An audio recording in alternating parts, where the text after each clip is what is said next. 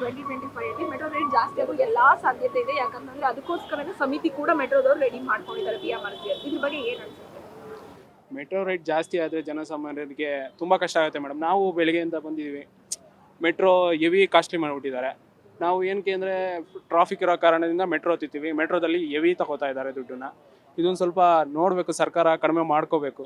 ಏಕೆಂದರೆ free bus ಬಿಟ್ಟರು ಅದರಿಂದ ತುಂಬ ಸಮಸ್ಯೆ ಆಗಿದೆ. ಎಷ್ಟೋ ಕೋಟಿ ಬರ್ತಾ ಇತ್ತು ವರಮಾನ, BMTCಯಿಂದ KSRTCಯಿಂದ ಎಷ್ಟೋ ವರಮಾನ ಬರ್ತಾ ಇತ್ತು, ಅಲ್ಲಿಂದ ತೆಗೆದು ಇಲ್ಲಿಗೆ ಹಾಕ್ತಾ ಇದ್ದಾರೆ ಟ್ಯಾಕ್ಸು ಅಂತ. ಹಿಂಗೆ ಆದರೆ ನಾವು ಹೆಂಗೆ ಓಡಾಡೋದು ಮೆಟ್ರೋದಲ್ಲಿ ಅನ್ನೋದೊಂದು ವಿಚಾರ ಬರುತ್ತೆ. ಹಾಗಾಗಿ ಇದು ಸರ್ಕಾರ ಏನು ಮಾಡಬೇಕು, ಕಡಿಮೆ ಮಾಡಬೇಕು. ಫ್ರೀ ಬಸ್ ಬಿಟ್ಟಿದ್ದ ಕಾರಣದಿಂದ ಈ ಇಷ್ಟೊಂದು ಟ್ಯಾಕ್ಸ್ಗಳು GSTಗಳು ತುಂಬ ಬೀಳ್ತಾ ಇದೆ. ಯಾವುದೇ ಒಂದು ವಸ್ತು ತಗೊಂಡ್ರು GST ಜಾಸ್ತಿ ಬೀಳ್ತಾ ಇದೆ ಇಂಡಿಯಾದಲ್ಲಿ. ಈ ಕರ್ನಾಟಕದಲ್ಲಿ ಹೆಂಗಾಗ್ಬಿಟ್ಟಿದೆ ಅಂದರೆ ಈ KSRTC ಬಸ್ ಬಿಟ್ಟಾಗಿಂದ GST ಜಾಸ್ತಿ ಆಗ್ತಾ ಹೋಗ್ತಾ ಇದೆ. ಮೆಟ್ರೋ ಮೆಟ್ರೋ ಕಡಿಮೆ ಇರುತ್ತೆ, ಟ್ರಾಫಿಕ್ ಇರಲ್ಲ ಅಂತ ಬಂದು ಮೆಟ್ರೋದಲ್ಲೂ ದುಡ್ಡು ಜಾಸ್ತಿ ಆಗಿದೆ. ಇದೇ ಇನ್ಕ್ಲೂಡಿಂಗ್ KSRTC ಬಸ್ಸಲ್ಲಿ 25 ರೂಪೀಸ್ ಇದೆ ಇಲ್ಲಿ ಬರೋಕ್ಕೆ. ಇಲ್ಲಿ ಒಬ್ಬೊಬ್ಬರಿಗೆ 30 ರೂಪೀಸ್ ಇದೆ ನಮ್ಮ ಇಲ್ಲಿಂದ. ತುಂಬ ಹೆವಿ ಕಾಸ್ಟ್ ಮಾಡ್ತಾ ಇದ್ದಾರೆ. ಇದಕ್ಕೋಸ್ಕರ ನಾವು ಹೇಳೋದಂಥದ್ದು ಏನು ಅಂದರೆ ಕಡಿಮೆ ಮಾಡ್ಕೋಬೇಕು ಸರ್ಕಾರ.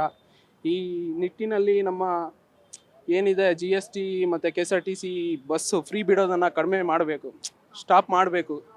ಇದು ಬಿಡ್ತಾನೆ ಇದ್ರೆ ನಮಗೆ ಜಾಸ್ತಿ ಹೇಳ್ತಿದೆ. ನಿಮ್ಮ ಪ್ರಕಾರ BMTC KSRTC ಫ್ರೀ ಮಾಡಿರೋದ್ರಿಂದನೇ ಮೆಟ್ರೋಗೆ ರೇಟ್ ಜಾಸ್ತಿ ಮಾಡ್ತಾ ಇರೋದು ಅನ್ನೋ ಒಂದು ಹೌದು ಮೇಡಮ್. ಇನ್ನೆಲ್ಲಿಂದ ಬರುತ್ತೆ? KSRTC BMTC ಇಂದ ಒಂದು ವರಮಾನ ಆಯಿತು ಸರ್ಕಾರಕ್ಕೆ, ಇಷ್ಟು ಅಂತ ಬರ್ತಾ ಇತ್ತು. ಈಗ ಅಲ್ಲಿಂದ ಕಡಿಮೆ ಆಗಿದೆ ವರಮಾನ. ಇನ್ನು ಎಲ್ಲಿಂದ ತೊಗೊತಾರೆ ಸರ್ಕಾರ? ಈ ಕಡೆಯಿಂದನೇ ತೊಗೊಬೇಕು ಅವರು. ಈ ಕಡೆ ಇದು ಮೆಟ್ರೋದಿಂದ ಮತ್ತು ಜಾಸ್ತಿ ಮಾಡೋದ್ರಿಂದ ಮತ್ತು ಕೆಲವೊಂದು ವಸ್ತುಗಳಿಂದ ತೊಗೊತಾರೆ. GST ಹಾಕಿ ಮತ್ತು ಟ್ಯಾಕ್ಸ್ ಹಾಕಿ ತೊಗೊತಾರೆ. ಹಾಗಾಗಿ ಇದನ್ನೆಲ್ಲ ಕಡಿಮೆ ಮಾಡಬೇಕು. ಫ್ರೀ ಬಸ್ಸು ಆದಷ್ಟು ಕಡಿಮೆ ಬಿಡಬೇಕು, ಸ್ಟಾಪ್ ಮಾಡಬೇಕು. ಇಷ್ಟು ಸಾಕಾಗಿದೆ ಎಲ್ಲರಿಗೂ. ಫ್ರೀ ಬಸ್ ಬಿಟ್ಟಾಗ ಎಲ್ಲ ಒಂಥರ ಹುಮ್ಮಸ್ಸಲ್ಲಿದ್ದರು, ಎಲ್ಲ ಫ್ರೀ ಬಸ್ ಬಿಟ್ಟಿದ್ದಾರೆ ಅಂತ. ಈಗ ಫ್ರೀ ಬಸ್ ಹೋಗ್ತಾ ಹೋಗ್ತಾ ಲೇಡೀಸ್ಗೆ ಕೆಲವ್ರಿಗೆ ಅವ್ರಿಗೆ ಒಂಥರ ಅರಿವಾಗಿದೆ. ಈಗ ಫ್ರೀ ಬಸ್ ಅವ್ರು ಬಿಟ್ಟಿದ್ದಾರೆ, ಗಂಡಂಗೆ ಟ್ಯಾಕ್ಸ್ ಬೀಳ್ತಾ ಇದೆ. ಹಾಗಾಗಿ ಫ್ರೀ ಬಸ್ನ ಕಡಿಮೆ ಮಾಡಬೇಕು, ನಿಲ್ಲಿಸ್ಬೇಕು, ಸ್ಟಾಪ್ ಮಾಡಬೇಕು. ಇಷ್ಟು ಸಾಕಾಗಿದೆ ಅನಿಸ್ತಾ ಇದೆ. ಅವರು ಕಂಟಿನ್ಯೂ ಮಾಡ್ತಾ ಇದ್ರೆ ಟ್ಯಾಕ್ಸ್ಗಳು ಇನ್ನೂ ಜಾಸ್ತಿ ಆಗ್ತಾನೆ ಇರುತ್ತೆ. ಹಾಗಾಗಿ ನಮಗೆ ತುಂಬ ಕಷ್ಟ ಆಗುತ್ತೆ.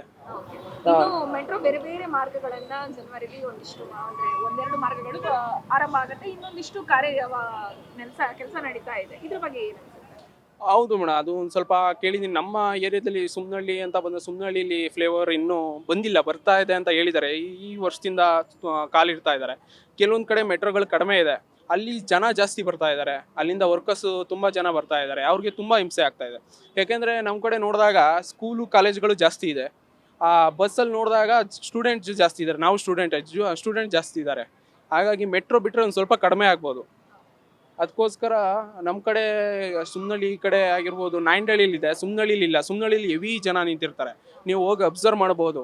ಸುಮ್ನಹಳ್ಳಿ ಫ್ಲೇವರಲ್ಲಿ ಬಸ್ಗಳಿಗಿಂತ ಜನಗಳೇ ಜಾಸ್ತಿ ನಿಂತಿರ್ತಾರೆ. ಹಾಗಾಗಿ ಮೆಟ್ರೋ ಬಿಟ್ಟರೆ ಕೆಲವೊಂದು ಆದಷ್ಟು ಬೇಗ ಮೆಟ್ರೋ ಮಾಡಿದರೆ ನಮ್ಮ ಬೆಂಗಳೂರು ಒಂದು ಸ್ವಲ್ಪ ಸ್ಪೀಡಾಗಿ ಮೂವ್ ಆಗ್ಬೋದು. ಹಾಗಾಗಿ ಚೆನ್ನಾಗಿರುತ್ತೆ ಮೆಟ್ರೋ ಬಿಟ್ಟರೆ. ಕೆಲಸಗಳಿಗೆ ಹೋಗ್ಬೋದು ಮತ್ತು ಕಾಲೇಜ್ಗಳಿಗೆ ಆನ್ ಟೈಮ್ಗೆ ಹೋಗ್ಬೋದು, ಆನ್ ಡ್ಯೂಟಿಗೆ ಹೋಗ್ಬೋದು. ಅದು ತುಂಬ ಸಪೋರ್ಟಿವ್ ಆಗಿರುತ್ತೆ. ಗ್ಯಾರಂಟಿ ನ್ಯೂಸ್, ಸುದ್ದಿ ಖಚಿತ, ನ್ಯಾಯ ನಿಶ್ಚಿತ.